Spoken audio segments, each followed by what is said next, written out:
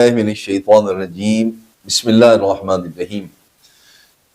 वो हजरात की जो भूलने की बीमारी है, शक करते हैं, वहम करते हैं, भूल जाते हैं और हत्ता कि यहाँ तक भी नमाज भी कई मरतबा पढ़नी पड़ती है, या ऐसा है कि गुस्लखाने में जाते हैं तो एक एक घंटा नहाते रहते हैं, पता नहीं ये कपड़े इस्त्री किए थे या नहीं। हत्ता कि यहाँ तक भी ज़हनी कैफियत पहुंच जाती है कि मैंने खाना भी खाया है या नहीं खाया। एक एक टाइम की नमाज जो है ना वो तीन तीन मरतबा तोड़नी पड़ती है और फिर पढ़नी पड़ती है।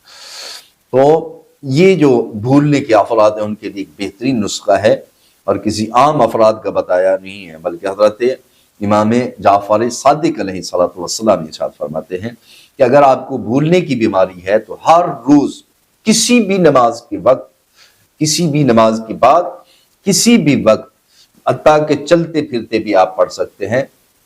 ये आप एक तस्बीह हर रोज रोजाना पढ़ें। माशाअल्लाह ला हौला वला कुव्वता इल्ला बिल्लाह, माशाअल्लाह ला हौला वला कुव्वता इल्ला बिल्लाह। इसकी हर रोज एक तस्बीह पढ़ें 100 मरतबा।